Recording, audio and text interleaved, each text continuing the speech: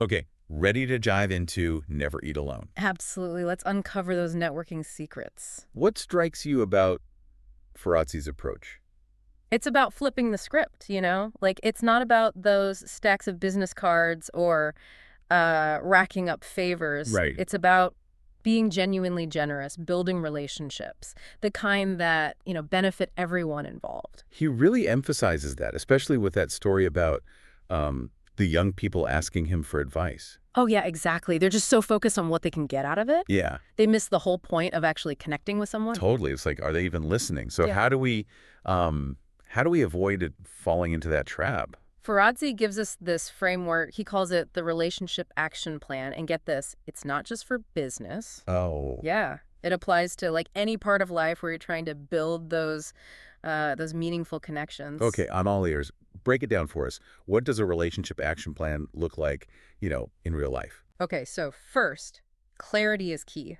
You got to define your goals. What are you actually trying to achieve? Right. Then identify the people who could help you reach those goals. Okay. Finally, brainstorm ways to reach out to them. And here's the catch, offer value from the get-go. Offer value right from the start. Exactly. Think of it like a spreadsheet, maybe, Oh, okay. where you're tracking your goals, who you could connect with, and how you'll reach out. Keeps you organized, Yeah. and helps you actually see your progress over time. So it's being strategic, like building a roadmap, but for your relationships. Exactly.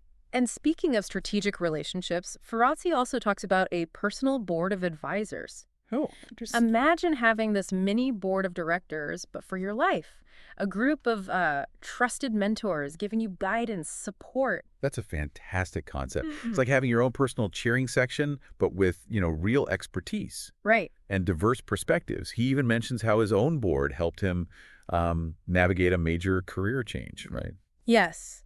He left this high-powered job, wasn't fulfilling, and he leaned on his board to find a new path. Wow. It just shows how important it is to surround yourself with people who believe in you, For sure. and who can offer that honest, constructive feedback. It really makes you realize that achieving success isn't a solo mission. Mm. And speaking of expanding your circle, Ferrazzi has this really interesting take on what he calls weak ties. Oh, yeah, those are important. He even brings up some research by Granovetter showing how acquaintances, not just your close friends, can be super valuable, especially for career advancement. That's because your close friends, they often run in the same circles as you. Right. Acquaintances can be those bridges to totally new worlds and opportunities. Think about reaching out to those LinkedIn connections you have, the ones outside your immediate industry. Oh, okay. Those informational interviews could open doors you didn't even know existed. It's like that saying, your network is your net worth. Mm. But it's not just about collecting contacts, Yeah, right? no, not at all. It's about really nurturing those relationships. Making genuine connections. And Ferrazzi, he challenges that traditional approach of, the awkward networking events. He suggests finding common ground through shared passions. Join clubs, pursue those hobbies, get involved in causes you care about. It's a much more organic way to connect. He even talks about the power of being vulnerable Oh, yeah. and authentic, which seems a little counterintuitive, in a networking context. It's about letting your guard down, Yeah. being yourself, even showing those vulnerabilities. It can be really disarming, creates trust, builds rapport.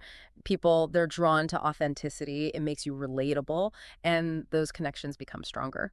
I'm starting to see a pattern here. It's not about pretending to be someone you're not. It's about bringing your whole self to the table and connecting on a human level. Absolutely. And Ferrazzi, he really emphasizes generosity, giving without expecting anything back. Okay, I get the concepts, Mhm. but honestly, sometimes I worry about being taken advantage of. How do you balance that generosity with, protecting your time and energy? Oh, that's a valid concern. It's not about saying yes to every request or like becoming everyone's go-to person. Right. It's about being strategic. Mm. You offer help where you genuinely can, and don't be afraid to set those boundaries. Okay. Remember, you can't pour from an empty cup. That's a great point. I think a lot of people struggle with that balance, especially when they're trying to build a strong network. And here's the thing. Sometimes the most valuable contributions aren't these grand gestures, Okay. It could be a simple introduction, sharing an article you found insightful, or even just being a good listener. These small acts, they can make a huge difference for someone, and it strengthens your connection. So it's about finding those small but meaningful ways to add value without stretching yourself too thin. Exactly. In fact, Ferrazzi uses this term deep bump. Deep bump. Yeah. It's like the art of making a quick but impactful connection. Oh, okay. Think about those brief encounters, a few minutes at a conference, a chance meeting, in the elevator even. Make the most of those. Deep bump. I like that. Okay, so we've talked about action plans, mentors, weak ties, generosity, and deep bumps. Is there anything else we should know about building this foundation for a powerful network? Well, we can't forget about the digital age. Ferrazzi has a whole section on leveraging technology and what he calls the fringe. The fringe. Yeah, it's your extended network online. This is where things get really interesting. Yeah.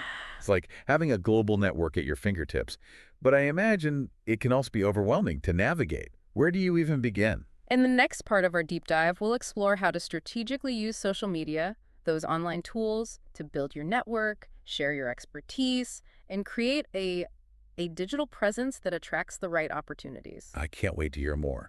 So stick with us as we uncover Ferrazzi's secrets to mastering the digital networking game. Welcome back, ready to explore the fringe. The power of online connections is fascinating, Yeah. but can be overwhelming. Right, but Ferrazzi offers some strategies. Think about your online presence as a media company. Oh, interesting. You're curating content, sharing your expertise, you're building a brand that attracts the right people. So it's not just scrolling through social media, it's about being intentional, creating something valuable. What are the key elements of this media company approach? He really emphasizes GVAC, generosity, vulnerability, accountability, and candor. Okay, I like how he breaks it down. So generosity, we've talked about that in real-world networking, but how does that translate to, the digital world? It's still about sharing valuable information, insights, connecting people who could benefit from each other. Right. Think about those LinkedIn posts. Someone's asking for recommendations. Jump in, offer suggestions, Yeah. or maybe share an article, something your followers would find useful. So it's about being a contributor, not just consuming content. And vulnerability, we touched on that before, being your authentic self, but online. Exactly. People can spot a phony, especially online. Share your struggles, your wins, your unique perspective. Right. It creates that space for genuine connection, builds trust with your audience. He even mentions James Altucher. Right. Yeah, he built a huge following by, being open about his challenges. It's a good reminder that people connect with that authenticity, online or off. Now, accountability and candor, they go hand in hand. It's about being reliable, following through, being transparent. You got it. It's building that reputation, someone who's trustworthy, dependable. But how do you balance that with, protecting your personal life, not oversharing? That's such a good question. It's all about boundaries. Yeah. You can be authentic without giving away everything. Yeah. Share what feels comfortable, relevant. You always have the right to privacy. Finding that sweet spot between openness and protecting those boundaries? Yes. And when it comes to sharing your expertise, Ferrazzi talks about developing a unique point of view. Okay. What are you passionate about? What insights do you have that others might find, valuable? He uses the phrase becoming an expert in your field.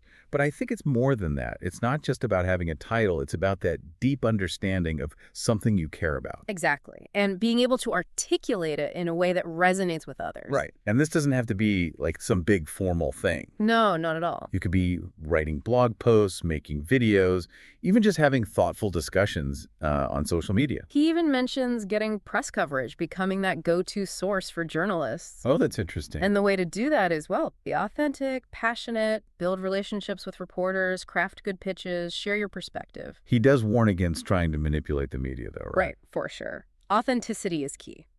And building a strong personal brand, it takes time and effort. It's about consistently showing up, sharing what you know, connecting with the right people. Okay, so we've covered this media company idea, sharing expertise, using social media well. But Ferrazzi also talks about engineering serendipity. What does that even mean? He believes luck isn't something that just happens, it's something you can create. Oh, interesting. By being open to new experiences, building a diverse network, putting yourself out there. So not just waiting for opportunities, you're actively creating them. Right. He talks about Heidi Roizen. She's a successful venture capitalist, Okay. and she built her career by attending every industry event, even standing in lines for hours, flying across the country, just on a whim. And it paid off for her. Those chance encounters led to like amazing connections and opportunities. Exactly. Ferrazzi also stresses having a clear, compelling message. Oh, okay. What do you want to be known for? What value do you bring? It's like that elevator pitch, capturing the essence of who you are and what you do. You got it. And that message should be woven into everything you do, your online profiles, in-person interactions. It's that cohesive, memorable brand. So we've talked about digital networking, building expertise, engineering serendipity. Is there anything else to keep in mind as we navigate this world of connections and relationships? Well, Ferrazzi really emphasizes the importance of community. Building a strong network is about creating a sense of belonging, shared purpose. He compares those who are good at networking to like restaurateurs, lobbyists, even historical figures like Paul Revere. It's a fascinating analogy. A great restaurant, it's not just about the food. Right. It's the atmosphere, the connection, the feeling of belonging, those interactions around the table. So approach your network with that same sense of hospitality. Exactly. Create those hubs where people can connect, dinner parties, book clubs, even virtual gatherings. The key is that welcoming atmosphere where people feel comfortable connecting with each other. That reminds me of shared passion, something we talked about earlier. Oh, yeah. Connecting through common interests is one of the most powerful ways to build those lasting relationships. He tells a story about a former Peace Corps worker, Esther Coopersmith. Okay. She hosted these weekly dinner parties for women in high-powered jobs. So it became this amazing support network. Exactly. They connected, shared their experiences, offered advice and support. And it all started with that shared passion for connecting, creating community. These hubs don't have to be fancy or expensive.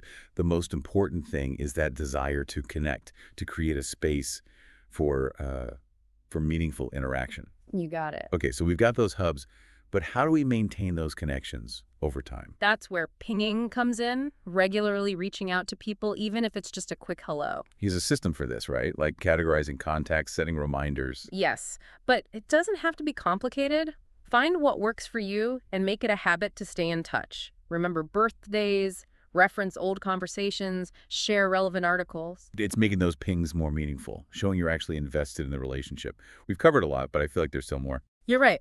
In the final part, we'll explore those power dynamics, the importance of mentorship, and Ferrazzi's insights on achieving balance, in this crazy busy world. I'm looking forward to it.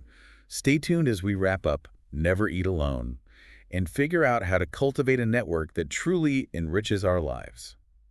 Welcome back, ready to wrap up our deep dive into Never Eat Alone. Absolutely. Let's finish strong. Okay, so there's something that Ferrazzi brings up that I wanted to dig into a bit more, navigating those power dynamics. Oh, yeah, those relationships where there's like a clear imbalance. Exactly. How do you approach those without feeling, intimidated Yeah. or like you're overstepping? Ferrazzi really emphasizes respect and humility. So it's not about like trying to climb the ladder Oh, or yeah. impress those in higher positions. No, not at all. It's about recognizing everyone, no matter their status, has something valuable to offer. He reminds me of that story he tells about having dinner with Pat LeConto, the CEO of Deloitte. Oh, yeah. He was so nervous he totally fumbled the interaction. It just shows we all have those moments, even, seasoned networkers like Ferrazzi. Makes you feel a little better. Right.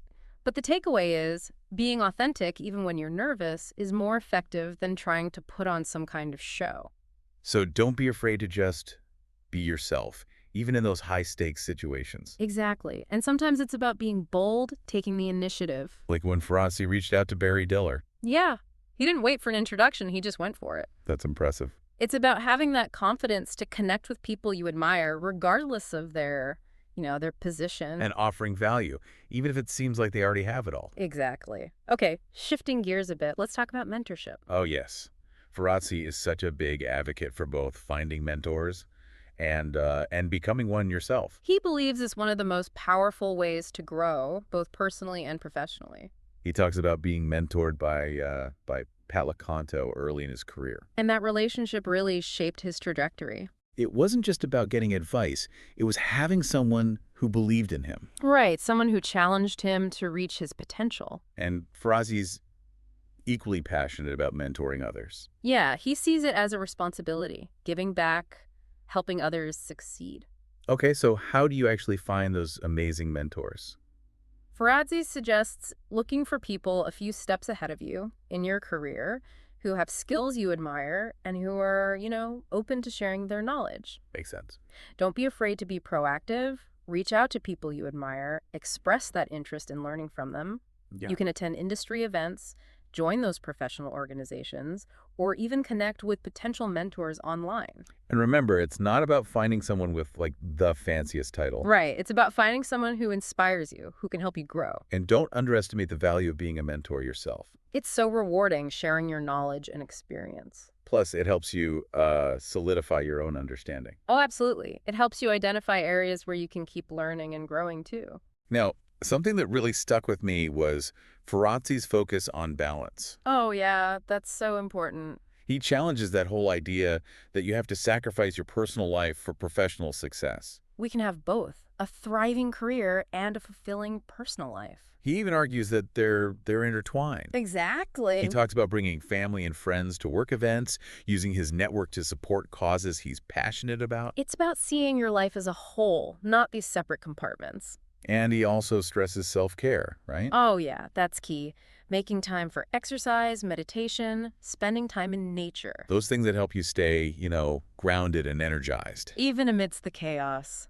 So as we wrap up this deep dive into Never Eat Alone, It's clear Ferrazzi's approach is about so much more than just, getting ahead. it's about those genuine connections, creating community, and honestly, just living a more fulfilling life. He gives us practical advice we can actually use. From that relationship action plan, to hosting memorable dinner parties, to using social media strategically. Never Eat Alone is packed with insights that can help us build a network that supports us, inspires us, helps us reach those goals. If you're ready to take your networking to the next level, definitely pick up a copy of Never Eat Alone. It'll change how you think about relationships, community, the power of human connection. And as always, thanks for joining us on The Deep Dive.